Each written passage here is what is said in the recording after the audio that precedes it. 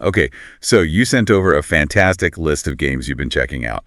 And you were pretty clear. Let's just dive right in. Yeah, no messing around. Exactly. Right. So no big intro, just straight into what makes these games interesting. Sounds good.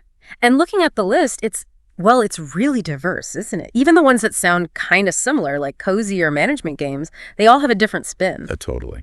All right, let's kick off with 2 Point Museum. This seems perfect for anyone who's walked through a museum and thought, I could do this better. Huh. Yeah, definitely. It's a management sim, but you're not just, placing exhibits. You're building the whole experience. Right.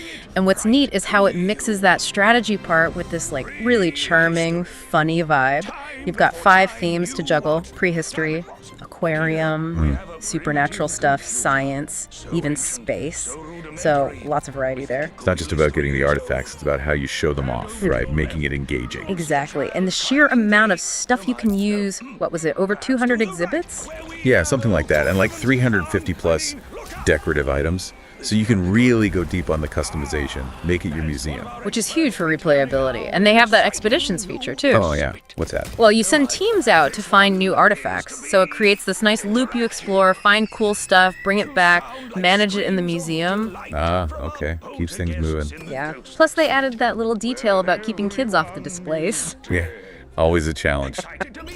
That's pretty funny. Adds a bit of realism. Definitely. Okay, sticking with unexpected mixes. Call of Boba. This one, well, it made me do a double take. Boba tea crafting and adventure. Right. It's a great example of messing with genres. It's not just a cafe sim. You're exploring, you're fighting. With Boba weapons. The Boba-themed weapons, yeah. Yeah. Which is just inherently fun. And then you've also got this whole cozy town slice of life thing happening, too. It really speaks to that trend of hybrid games, doesn't it? Absolutely. People want different kinds of experiences blended together. And the crafting side seems pretty developed, too. You mentioned over 50 drink recipes. Yeah, over 50. That suggests there's actual depth there, not just a gimmick. And then layering on decorating your place, fishing, farming, seasonal events.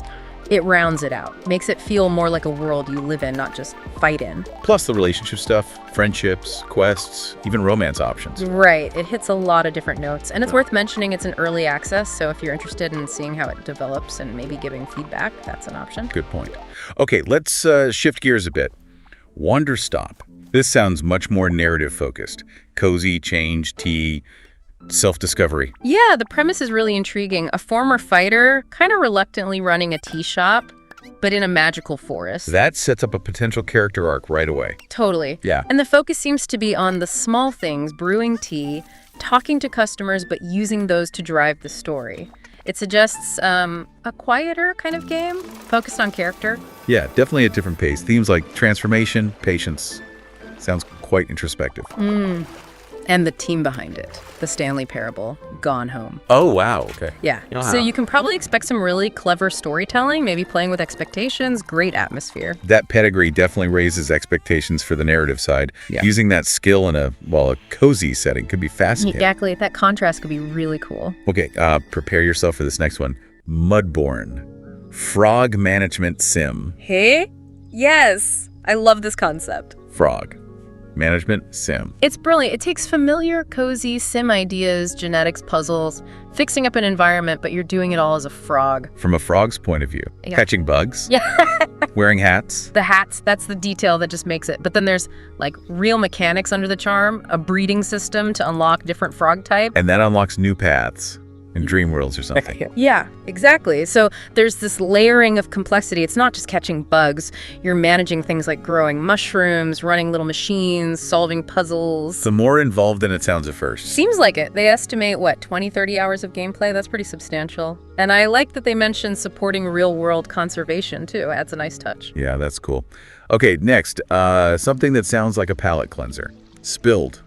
Short, relaxing cleanup adventure. Yeah, this one feels very focused. Simple goal, clean up polluted water, save animals. Sometimes that's exactly what you need, right? Absolutely. And the short playtime, like an hour or so, perfect if you just want something satisfying but don't have a ton of time. Wholesome goal, too. Recycling, upgrading your little boat, rescuing 16 hidden animals. Little collectibles. And apparently it was a solo dev project inspired by them living on a boat. Oh, neat. That personal connection often comes through in indie games. It really does. And it's not totally passive. They mention challenges like oil spills, plastic waste, even fires cropping up, so you have to react a bit. Gentle accomplishment, sounds like. Exactly. All right, now here's a question. Can point-and-click adventures be cozy? Rosewater seems to think so. It's an interesting angle, isn't it? I mean, point and clicks are often slower paced, very story focused, which can feel cozy, even if the setting isn't traditionally warm and fuzzy. Yeah, this one's set in an alternate 19th century West. Doesn't immediately scream cozy, but maybe the gameplay feels that way. Low stakes, lots of exploring and talking. Well, they mention modernized mechanics, logical puzzles, maybe multiple solutions, that tackle some of the old frustrations with the genre, getting stuck on some obscure pixel hunt. Definitely. Less frustration equals more cozy, maybe. And it talks about having a crew of companions, 5 of them, and your choices affect their fate. Ooh, okay. That adds emotional weight. And over 60 unique characters, that suggests a pretty rich world to explore. Yeah, lots of world building. Plus, they mention good visuals, voice acting. Sounds like a high-quality production. Maybe cozy through immersion. Could be. Getting lost in a good story, solving puzzles without high pressure. Yeah, I can see the argument. Okay, let's blast off. Galactic Getaway. Wholesome multiplayer life sim on another planet. This sounds like pure chill vibes, befriending cute alien pets, building a home, farming. Classic life sim loop, but, in space with aliens. And the multiplayer aspect seems key, connecting with other players, up to 60. Wow, 60. Okay, so it's aiming for a lively social experience, working together, maybe showing off your customized homes and characters. Yeah, they mentioned character customization, mini games, all that stuff you expect to keep a community engaged. Right. It leans into that shared creative space idea. If you like building and chilling with friends online, this sounds like it could hit the spot. Okay, from cute aliens to maybe less cute, more realistic humans. inZOI, life simulation sandbox, ultra-realistic cities.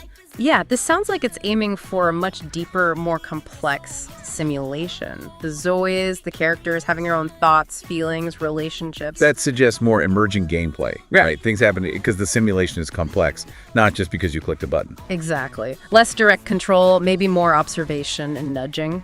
And the world-building tools sound intense. Designing whole cities, changing the weather. Building houses, obviously. And the character creation. Over 250 options, plus motion capture. They're really going for realism. Definitely seems like the focus, high-fidelity simulation.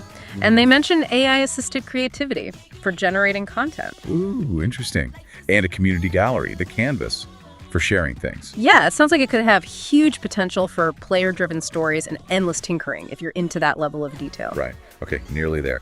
Second last, Artisan Story. This sounds delightful. Crafting, adventure, monster mischief. I like that combo. You're an artisan just graduated, setting up shop, but your workshop is also a farm and a monster ranch.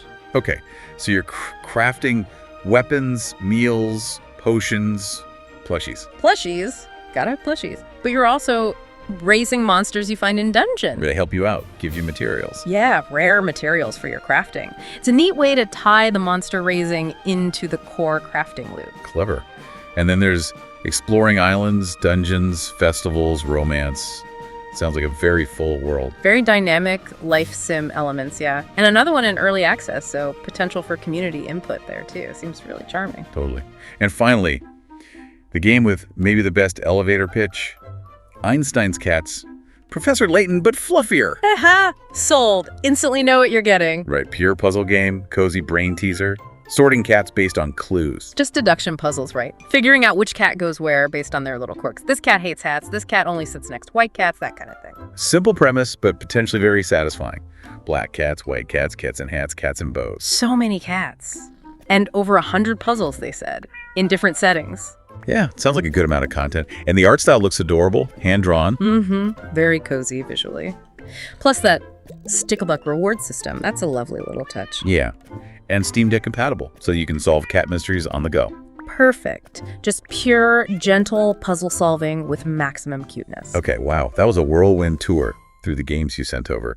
A really interesting mix. Definitely. From deep management sims to quick puzzle games, narrative adventures, multiplayer hangouts.